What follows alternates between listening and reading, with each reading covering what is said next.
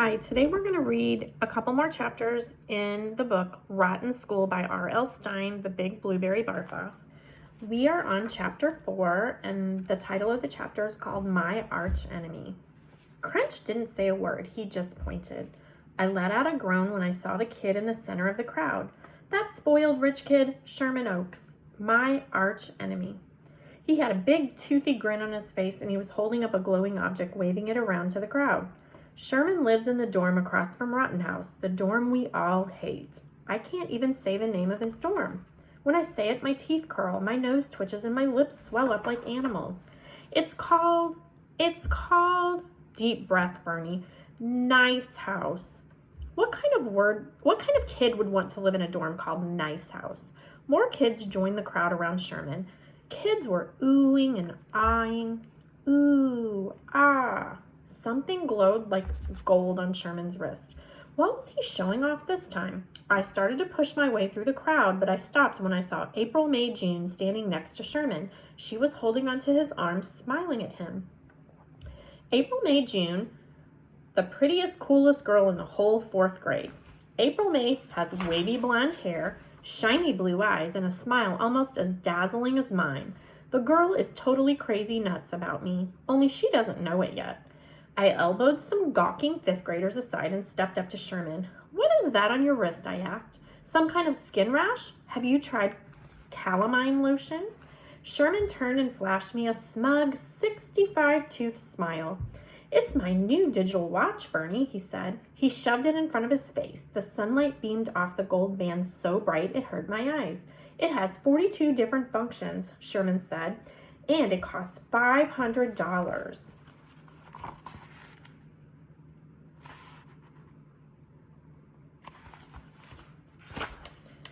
My parents sent it to me because they think they can buy my love with fancy electronics.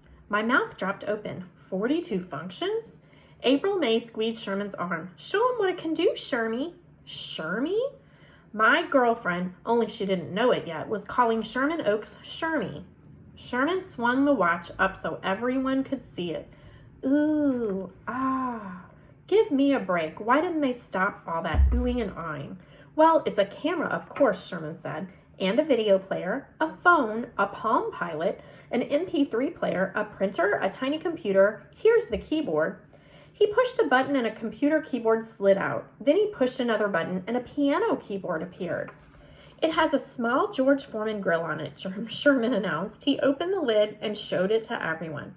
Ooh, ah. There's a picture with the piano keyboard. I turned to Crunch. It's got to weigh 200 pounds, I snickered. He'll sprain his wrist. Ooh, ah. That was Crunch oohing and aahing. Traitor. Sherman showed me how he downloads all of his homework on his watch and emails it to Mrs. Heine. I tugged April May aside. I had to pry her fingers off Sherman's arm to pull her away. What do you want, Bernie? She asked. She didn't look at me. Her eyes were still on the watch. Sherman was showing how he makes his own animated films on the watch. April May, I knew he was boring you with that piece of junk, I said. How annoying. A watch with only 42 functions? I mean, that's so yesterday. April May rolled her beautiful blue eyes. What do you want, Bernie? Well, they're having dance lessons at the Student Center on Saturday, and no way, Bernie, she said. I thought maybe you'd like to come with me, and no way, Bernie, she said. Maybe we could take the dance lessons together, you and me. I know I could teach you some awesome new moves. No way, Bernie, she said. Is that a yes, I asked? No way, Bernie, she said. I'll take that as a definite maybe, I said. April May stuck her beautiful nose in the air. I can't go on Saturday, she said. Sherman is showing me the 12 hidden compartments on his watch. 12 hidden compartments? Oh, ah. April May hurried back to Sherman's side. Sherman still had his arm raised. He was snapping the gold wristband in everyone's face, showing off the crisp snap of real gold. April May held onto his arm and smiled into his smug, sneering face. The watch had hypnotized her into thinking Sherman was a good guy. 42 functions, 12 hidden compartments, solid gold. I started to shake. My whole body quivered and quaked. My eyes bulged. My tongue flopped out of my mouth. Feynman and Crinch hurried up beside me. Bernie, what's wrong? Feynman asked. I've got to have that watch, I cried. It's mine. I can already feel it on my wrist. But how, Bernie? Feynman asked. How are you going to get it? Chapter 5, My $1 Million Watch. I waited till all the kids hurried off to class. As April May trotted away, I saw her blow a kiss to Sherman. How sick is that? My girlfriend-to-be, who doesn't know it yet, blowing a kiss to Sherman Oaks? That gave me the dry heaves, and I covered it up by pretending I was coughing. Then I turned and backed Sherman up against the statue of I.B. Rotten. Sherman, my friend, we have to talk, I said. Sherman let out a cry. I.B. Rotten's knee was poking him in the back. He held up the watch. You want to feel it? He asked. Go ahead. I'll let you touch it for 10 seconds, but don't get your paw prints all over it. I gazed at the watch. I started to drool. A $500 watch. Huh? I said. Sherman grinned. Yes, my parents paid cash for it. You can do that when you're filthy rich. I blinked. The sunlight was reflecting off the shiny watch face. It's solid gold, Sherman said. And did I mention it has 42 functions? Too bad, I said, lowering my eyes. Huh? Sherman squinted at me. Excuse me? Too bad, I repeated, shaking my head. Sherman pulled the watch away from me. Too bad? What do you mean, Bernie? Too bad, I said. I grabbed his shoulder and squeezed it. A guy like you walking around with a watch like that? It's sad. Sherman's mouth dropped open. Are you crazy? What's sad about it? They sell those in the supermarket, I said. Check this out. I grabbed his watch and twisted it over. Then I pretended to read the back. I knew it. It says Piggly Wiggly Food Stores on it. Sherman jerked the watch away. He squinted at the back. Huh? A supermarket watch? You've got to be kidding. I shouldn't do this, I said, but you know, I'm very generous when it comes to my friends. Sherman squinted at me. Give me a break, Bernie. Since when am I your friend? I'll tell you what, I said. I'll trade you my watch for yours. Huh? You're joking, right? Ha ha. I know it's a bad deal, I said. My watch is a lot more valuable than yours. Mine is priceless. It belongs in a museum. But what can I say? I'm a sucker. I'm willing to trade. There's just a little picture of Sherman. I grabbed Sherman's watch and tried to slide it off his wrist. I hope he didn't see how eager I was. Whoa, wait a minute, he said, cupping his hand over the watch. What's so valuable about your watch? Think fast, Bernie. It's from ancient Egypt. It has an engraving of the Egyptian sun god Ra. I shouldn't tell you this, Sherman, but my watch is probably worth $1 million. He stared at my watch. The ancient sun god Ra? Really? Let me see it, Bernie. He grabbed my wrist and checked out my watch. Bernie, that's Mickey Mouse, I said. Dude, you got a Mickey Mouse watch. It's the sun god Ra, disguised as Mickey Mouse, I told him. You don't think Ra would show his own face, do you?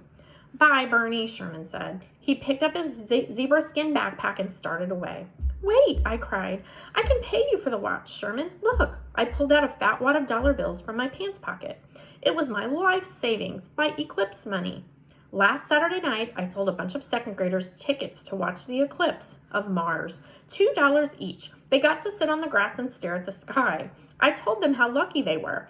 I told them the Martian eclipse happens only once every 3,000 years. It's a little picture of the kindergartners watching the eclipse.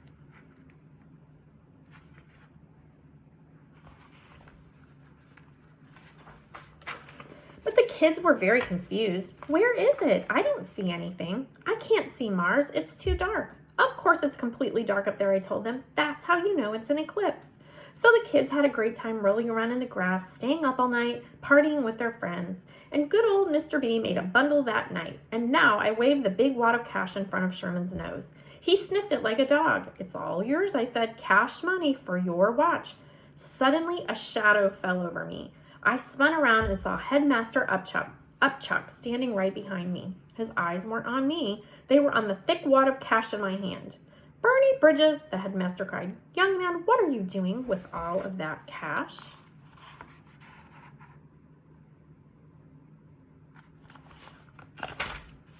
Chapter 6, Headmaster Upchuck. Think fast again, Bernie. I made my eyes go all wide and innocent. Do you mean this money in my hand, sir? I asked. Yes, that money in your hand, Headmaster Upchuck replied. The headmaster is short and squat and bald, and he kind of waddles when he walks. He looks a lot like a duck. Some sixth grade kids say he has webbed feet, but you can't believe sixth graders. I was surprised to see him out on the great lawn. The headmaster has his own little house and office next to the classroom building, and he seldom leaves it. That's a very handsome suit you are wearing, sir, I said. I like the stripes. Makes you look at least a foot taller. Bernie, the cash, he said. What are you doing with all that money? I held the wad of bills tightly in my hand. This is money I've raised, sir, from all the kids, I said. It's to build a statue of you, sir, right next to I.B. Rotten.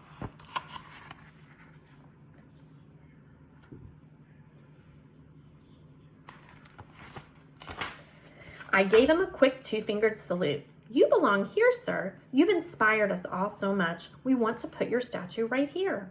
That's nice of you, Bernie, the headmaster said, but I really think... Sherman pointed to the wad of bills in my hand. That's the money I donated, sir, he said. I gave Bernie all that money. That's how much you mean to me, sir. Whoa, wait, I started to choke. I appreciate that, Sherman, Headmaster Upchuck said, patting Sherman on the shoulder. That's very generous of you. But, I sputtered. I can't accept these donations, boys. Upchuck said, Bernie, give Sherman back his money.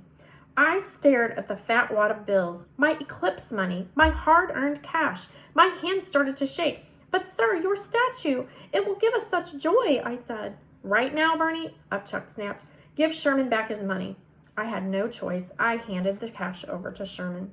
Sherman had a big evil grin on his face. He knew he was a rat who had just won big time.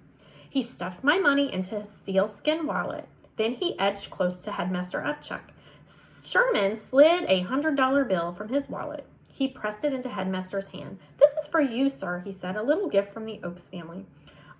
Upchuck stared at the $100 bill. Sherman, are you trying to bribe me again? He asked. Yes, sir, Sherman replied. Take it back, the headmaster said, stuffing it into Sherman's shirt pocket. Aren't you boys late for class? Class? Yes, sir, I said, but I would gladly miss class to help build that statue of you. Perhaps we should start by having Sherman return that donation to me. The headmaster started to shake. He made a few sharp quacking sounds. I'm shaking again, he said. You always do this to me, Bernie. You always give me the quack shakes. Now get to class. Okay, sir, I said. I gave him another two-fingered salute. Lovely to see you, sir. I do love that suit. Those big shoulders make you look very strong. You know you'll grow into them in no time. Bernie, get to class, he screamed. Quack! And there is a picture of Headmaster Upchuck, and he is quacking. He started quacking at the top of his lungs and tearing out his hair with both hands. Oh, he didn't have any hair. Go away, quack! Go away! I can take a hint. I took off running across the grass to the schoolhouse building. Talk about rotten mornings. Sherman tricked me out of my money, and he still had the watch. I needed it. I gazed up at the sun, rising golden and bright over the school grounds. It wasn't as bright as that watch. I had to have it, but how? How? That night at dinner, I knew how I would do it. It all came to me in the crunch of a pizza crust. And that is the end of chapter 6. So next time we'll start with chapter 7, and it's called Chipmunk, and there's just a little picture. So I hope you're enjoying our book, Rotten School, The Big Blueberry Barf Off. And next time, we will read chapter 7. Thanks a lot.